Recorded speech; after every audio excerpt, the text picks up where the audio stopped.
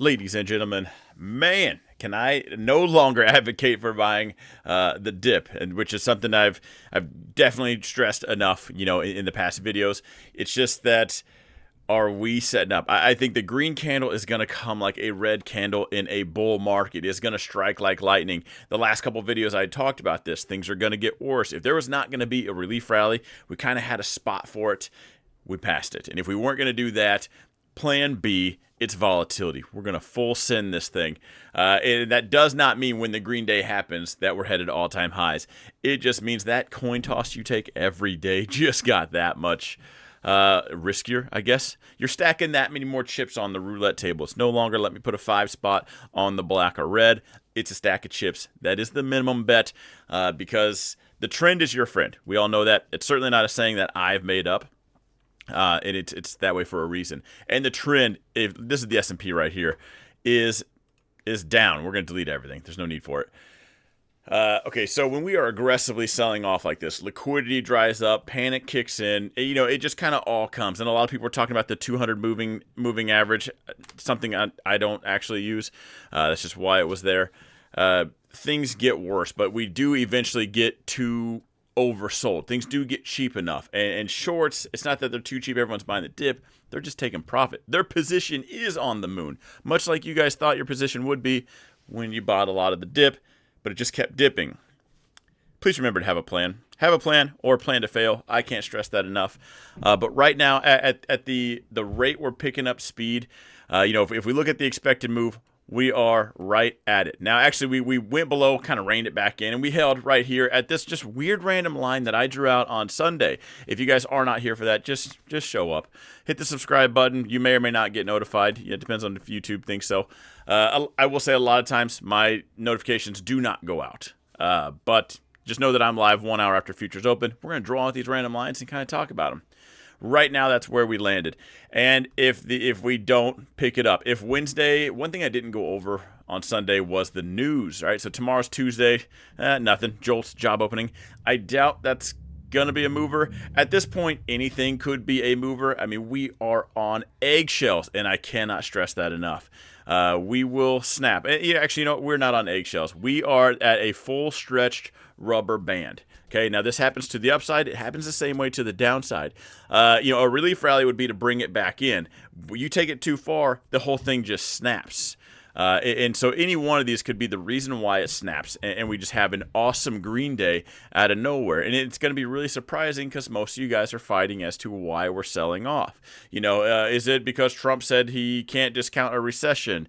I actually don't think that's the case. Is it because of tariffs? Where tariffs aren't going down, they're likely going up. Those comments were made. That's kind of where I'm at. I'll show you guys why here in a second. Wednesday, we do have inflation. We have CPI.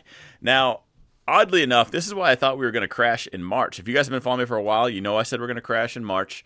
I said that's when we were going to kick things off, right? And I thought inflation and unemployment coming in hot. I think April 2nd is going to be when what was it? Tariffs? Something kicks off April 2nd. I do remember that date. Remember, I care more about when the news comes out because that's the excuse. It's a leading excuse. That's the story.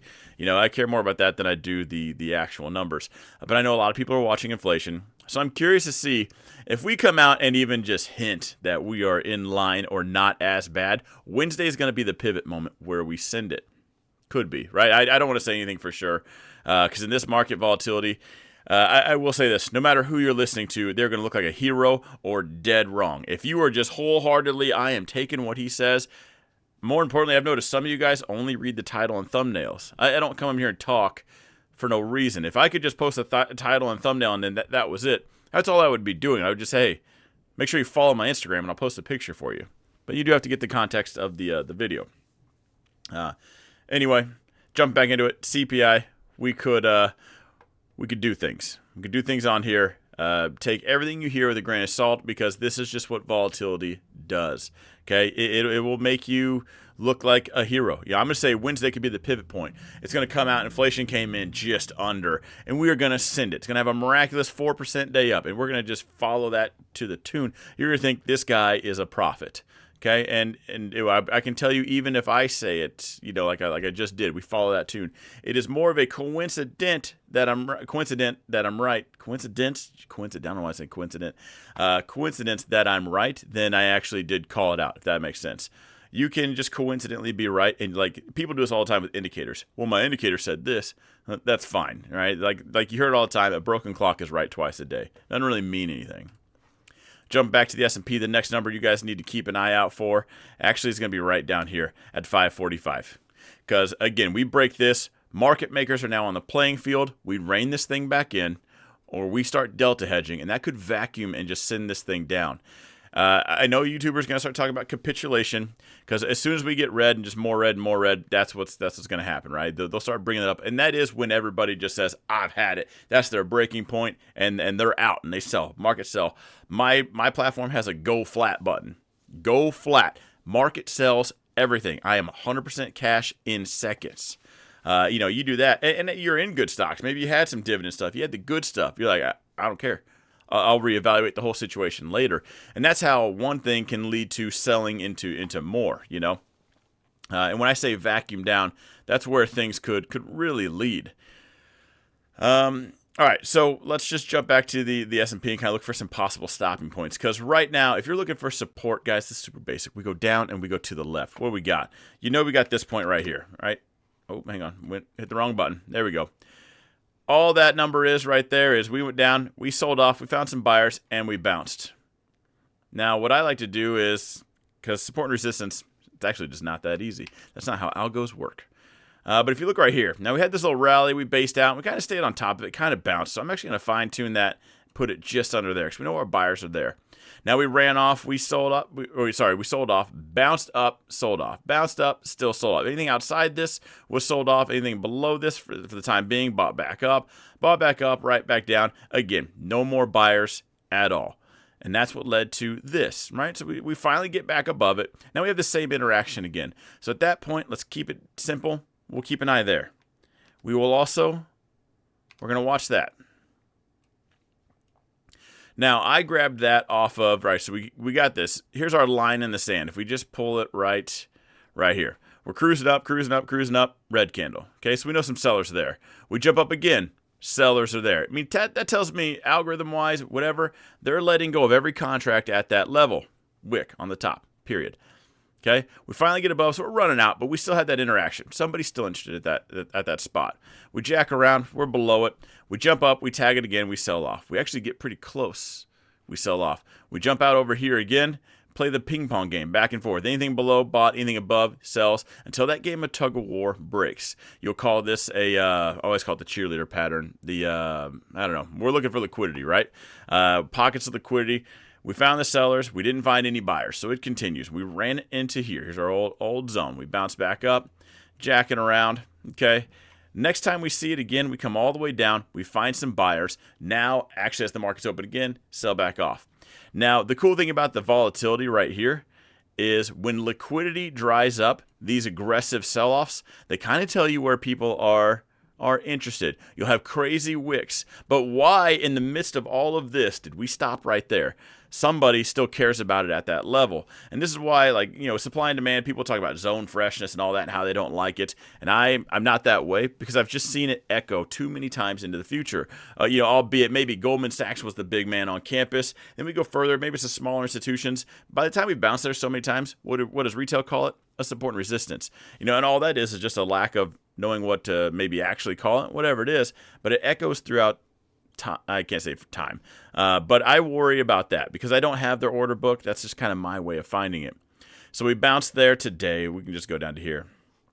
Strong wick up, and then that was it. That tells me there's 4 buyers there, and that's about it. But in this market sentiment, you know, why are you so excited to buy the dip anyway? So let's see if that breaks. If that ultimately, if we kind of rein it back in, I would use this wick down here as my stopping point. You know, we'll check this next spot down here. If that breaks, look out below. I think they say look out below. What is it when you chop a tree down? You're playing golf. You say 4. Not sure why. Who chose that number? Actually, someone let me know in the comments down below because that's gonna bug me. Why'd they pick the number 4, or is it like a different language 4? You know, these are things that keep me up at night. It's not where the buyers and sellers are. That's the easy stuff.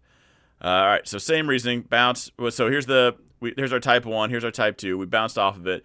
Got a little carried away. Came back in. Ultimately, that kind of really whittles it down for me.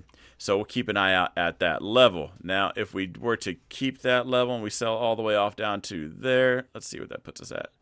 That puts that at 16%. So that's still a correction, not a full-blown crash. But let's just take each one how it is. You know, we'll work with what we got. I do want to compare this. Where are we at right now as far as...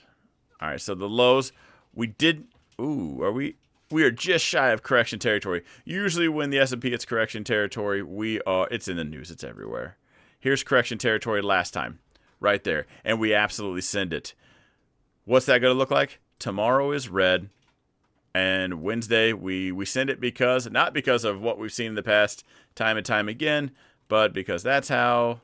It was inflation. It was all inflation. None of this is ever planned, rigged, or used as a hype point. That's all tinfoil hat. Nothing I can actually prove, but that's what I've done for, well, a decade now. Anyway, I wanted to spend a little bit of time on that, just kind of talking about that. But why I think it's more of a tariff conversation than a recession conversation. Because when we just look at the, let's take a look at, so here's Procter & Gamble. Yeah, right. Down. Like it went up, but kind of down today. Nothing wild. What's Colgate? So same thing. A lot of these just kind of jumped up and sold back off. What are some other ones? Let's see what XOM did. These are strong dividend tickers. Oil might have actually done all right today. Oil sold off, but still XOM pushed up. And I'm looking at these same time you guys are. I just didn't hear a lot of dividend stocks going up. Let's check out Coca-Cola. Same day. MO is a pretty popular one. Looks like we had a strong morning and pulled back. Let's check one more thing. Gold. Man, gold didn't push up. If it's recession talks, if recession is honestly the leading excuse, a lot of times gold goes up, dividends go up. There's a lot of safety stocks that they kind of flood into. We didn't really see that today. Nothing really screaming, this is what we're talking about. So to me, I'm going to say that leading factor is probably just more uncertainty. You know, if you got everybody bickering as to why we're selling off, the one thing that just prints right in your face is uncertainty. We don't know what it is, but we don't have time to play that game. So let's take back that exposure a little bit. But anyway, I've rambled on long enough. Again, guys, I went short at the top. For those guys that aren't following, I almost top ticked it on a couple tickers. Went short, but I already locked it in. And at that point, that's why I'm trying to catch the knife. Right, because I can't go short this market right now. Although the trend is my friend, it's just too risky. So I'll take the little jabs here and there, you know. And if it pops up, I make a bunch of money. Boom. But more importantly, what I'm doing is I'm waiting for that green day, that rip your face off rally to actually enter back in short. But because I got off the train too early, I can jump back on. You risk just falling on the tracks. So that's why in the meantime, if you hear me talk about bullish plays, that's just kind of where my head's at. That's why I'm just waiting for that reset. Again, it's just like gears being one tooth off. I'm just going to wait till we can get just that quick little reset, and then I'm back on board. We're in the groove of things. If you can't recognize that fast, when you just stay off beat and you just beat yourself up. You can have proper risk management. You can risk a small amount. You die death 1,000 cuts, you know, or you can just pile drive that thing, shoot from the hip, and you can try to play market maker. They will show you why you're called retail and dumb money.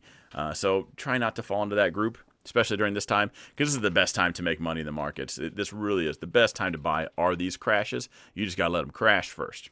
Anyway, I'm gonna wrap it up here. Do all the cool stuff, right? The thumbs up, the comments, any of the engagement is cool. Let me know your thoughts. Are you just riding this train short? You shorting it intraday? You trying to catch the knife like I am? Anyway, I'll see you guys tomorrow. Have a good one.